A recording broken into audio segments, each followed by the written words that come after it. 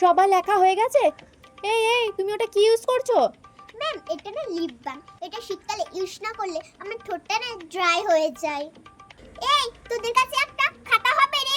বাহ, স্কুলে এসেছো আর এদিকে খাতা আনোনি? লিপ বাম তো ঠিকই এনেছো মনে করে।